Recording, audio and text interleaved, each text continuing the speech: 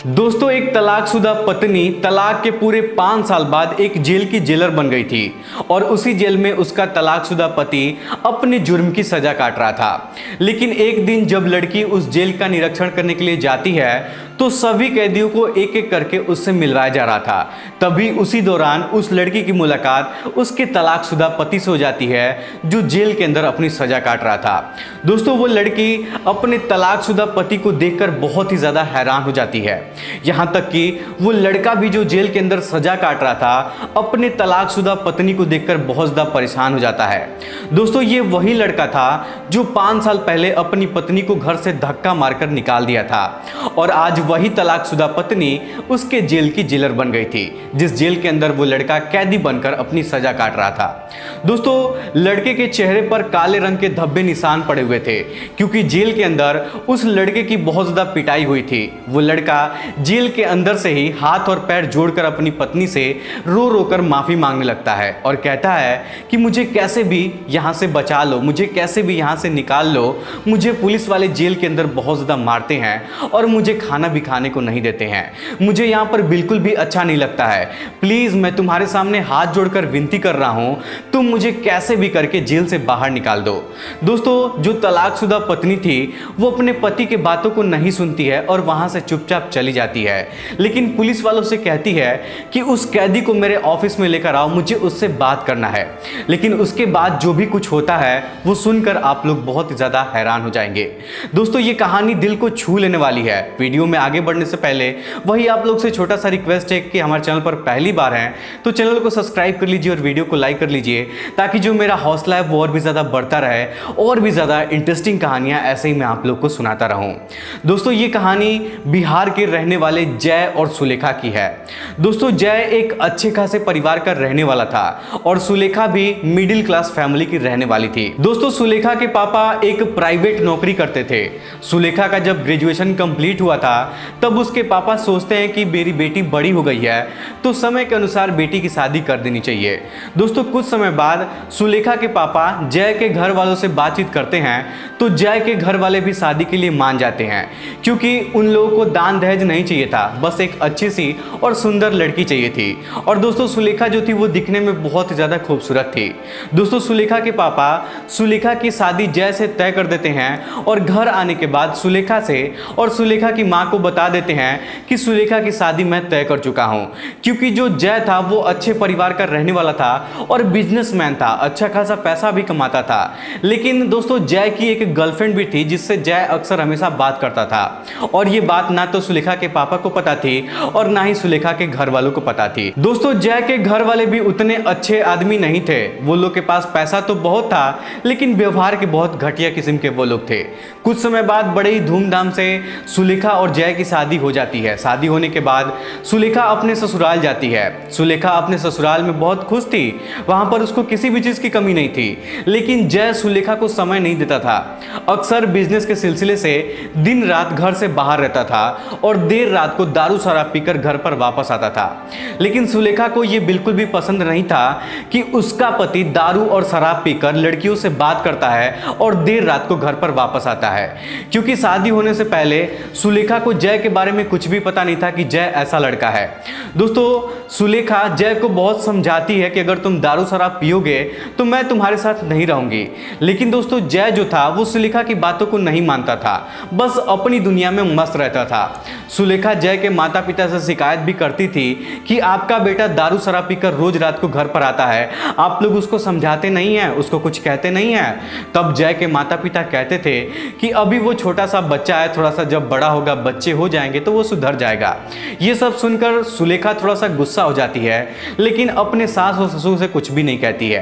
दोस्तों, सुलेखा पढ़ने में बहुत अच्छी थी तो सुलेखा सोचती है कि आगे की पढ़ाई कर लूंगी तो मेरी नौकरी लग जाएगी और मेरी जिंदगी अच्छी खासी गुजर जाएगी, उसके बाद कोई मुझे पूछे या ना पूछे मुझे फर्क नहीं पड़ेगा। जिस वजह से सुलेखा अपने सास और ससुर से कहती है कि मेरा एडमिशन करवा दीजिए, मुझे पढ़ाई करना है। तब सुलेखा के सास और ससुर कहते हैं कि तुम्हें यहाँ पढ़ाने के लिए हम लोग थोड़ी लेकर आए हैं, जब शादी हो गई है तो तुम घर पर रहकर घर संभालो, पढ़ाई लिखाई करने की कोई ज़रूरत नहीं है। लेकिन दोस्तों, सुलेखा अपने पति से भी कहती है कि मुझे पढ़ना है, मेरा एडमिशन करवा दीजिए। तब जय सुलेखा से कहता है कि तुम्हें पढ़ाई लिखाई करने की क्या ज़रूरत है, घर पर रहकर घर संभालो, पैसे की ज़रूरत पड़ेगी तो मैं तुम्हें दे दूंगा। लेकिन दोस्तों सुलेखा जिद पकड़ ली थी कि नहीं, मुझे पढ़ना ही है और कैसे भी करके आप मुझे पढ़ाइए। तब दोस्तों जय साफ साफ मना कर देता है कि नहीं, मैं तुमको नहीं पढ़ाऊंगा, अगर तुमको मेरे साथ रहना है तो भी ठीक है, अगर नहीं रहना है तो भी ठीक है। दोस्तों इतना सब सुनने के बाद सुलेखा एकदम से टूट सी जाती है। उसको कुछ भी समझ में नहीं आ रहा था कि वो करे तो क्या करे, क्योंकि उसका पति भी उसका सपोर्ट नहीं कर रहा था और ना ही उसकी सास और ससुर उसका सपोर्ट कर रहे थे। और एक दिन जय किसी काम से अपने घर से बाहर गया हुआ था, लेकिन रात को जब वापस वो घर पर आता है तो उसके कपड़े में मिट्टी लगे हुए थे। दरअसल दोस्तों दारू शराब पीने की वजह से वो इतना ज्यादा नशे में हो गया था कि वो एक गटर के नाली में गिर गया था, जिस वजह से उसके सारे कपड़े गंदे हो गए थे। और नशे की हालत में जब घर पर आता है तब सुलेखा उसको देखकर बहुत ही ज्यादा गुस्सा करने लगती है। सुलेखा अपने पति को गुस्से से 3-4 थप्पड़ मार भी देती है और कहती है कि अगर आज के बाद से तुम ऐसा काम करोगे तो मैं तुमको छोड़कर चली जाऊंगी, तुम्हारे साथ मैं नहीं रहूंगी। दोस्तों उस दिन जय जो था वो काफी ज्यादा नशे में था। जब सुलेखा जय को 2-3 थप्पड़ मार देती है तब जय को भी गुस्सा आ जाता है और जय भी सुलेखा को बहुत ज्यादा मार देता है। इतना ज्यादा उसकी पिटाई करता है कि उसका जो चेहरा है पूरे तरीके से स्वेलिंग हो जाता है, उसका चेहरा एकदम से सूज जाता है, उसके चेहरे पर निशान भी पड़ जाता है। दोस्तों उस रात जय डंडे से भी अपनी पत्नी की पिटाई करता है, जिस वजह से सुलेखा बहुत ज़्यादा चीखती है और चिल्लाती है और कैसे भी करके अपने आप को बचाती है। दोस्तों सुलेखा के सास और ससुर भी सुलेखा को उस दिन बचाने के लिए नहीं आते हैं, जिस वजह से सुलेखा अपने सास और ससुर से और अपने घर वालों से, अपने ससुराल वालों से नाराज हो जाती है और अगले दिन अपने पापा को फ़ोन करके कहती है कि पापा अगर मैं यहाँ पर और ज़्यादा दिन रहूँगी तो कुछ दिन बाद आप मेरा मरा हुआ मुंह देखेंगे, क्योंकि हमारे ससुराल वाले बहुत गंदे किस्म के लोग हैं। पिछले 6 महीने से मेरे साथ इतना बुरा बर्ताव किया जा रहा है जिसके बारे में मैं सोच भी नहीं सकती हूँ। ये लोग मुझे मारते हैं और जब मैं विरोध करती हूँ तो ये लोग मुझे चुप करा देते हैं और कहते हैं कि किसी से कुछ भी मत बताना। यहाँ तक कि जय दारू शराब पीकर रात को घर पर आता है और लड़कियों से बात भी करता है। जब मैं पढ़ाई करने के लिए उससे बोलती हूँ तो ये लोग मुझे पढ़ाना भी नहीं चाहते हैं। पापा मैं एक पल भी यहाँ पर नहीं रहना चाहती हूँ। दोस्तों ये सारी बातें सुनने के बाद सुलेखा के जो पापा थे वो सब कुछ समझ जाते हैं और उसी दिन सुलेखा के ससुराल पहुंच जाते हैं।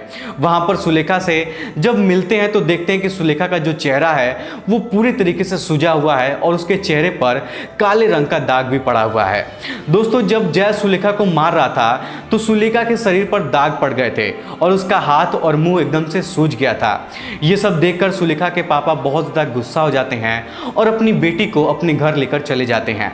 लेकिन जब सुलेखा अपने पापा के घर चली आती है तब ना तो जय उसको लेने के लिए जाता है और ना ही जय के माता पिता उसको फ़ोन करके पूछते हैं।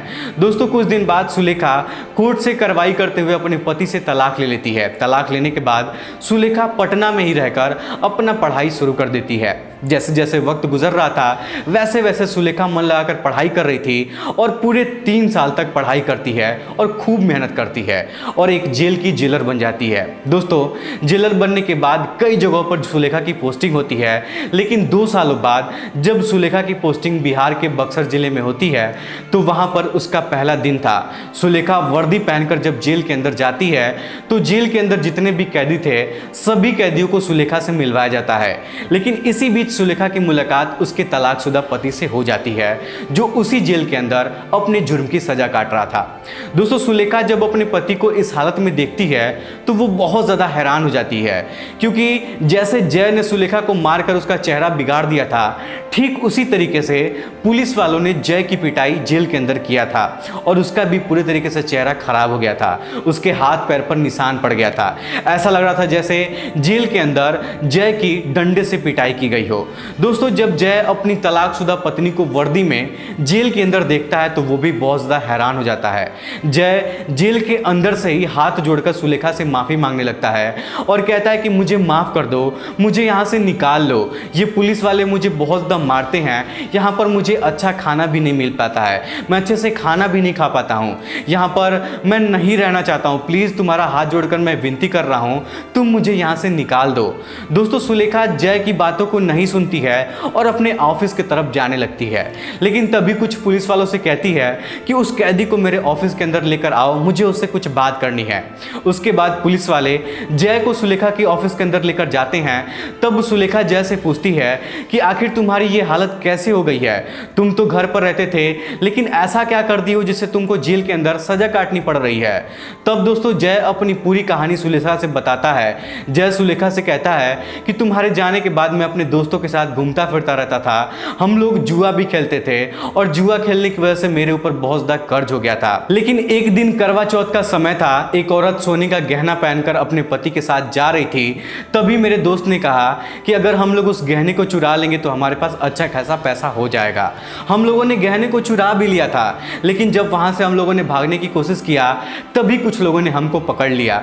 मेरा दोस्त तो बाइक से था, वो वहां से भाग गया, लेकिन मैं वहां पर पकड़ा गया। तभी मुझे कुछ समझ में नहीं आया और मैंने अपने पैंट से पिस्तौल निकालकर उसके पति को गोली मार दिया। मुझे लगा कि सब लोग डर के वहां से भाग जाएंगे और मैं वहां से बच के निकल जाऊंगा, लेकिन लोगों ने मुझे वहां पर पकड़ लिया और आज देखो मैं जेल के अंदर अपनी सजा काट रहा हूं।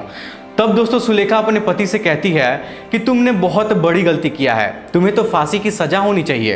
दोस्तों जय अपनी तलाकशुदा पत्नी के पैरों में गिर जाता है और जोर जोर से रोकर माफी मांगने लगता है। जय कहता है कि प्लीज मुझे बचा लो, मुझे मरना नहीं है, मैं मरना नहीं चाहता हूँ, मैं अपने जीवन में बहुत बड़ी गलती किया हूँ और ऐसी गलती कभी भी दोबारा अपने जीवन में मैं नहीं करूंगा। लेकिन दोस्तों सुलेखा की अभी नई नई पोस्टिंग हुई थी, जिस वजह से सुलेखा अपने पति की मदद नहीं कर सकती थी।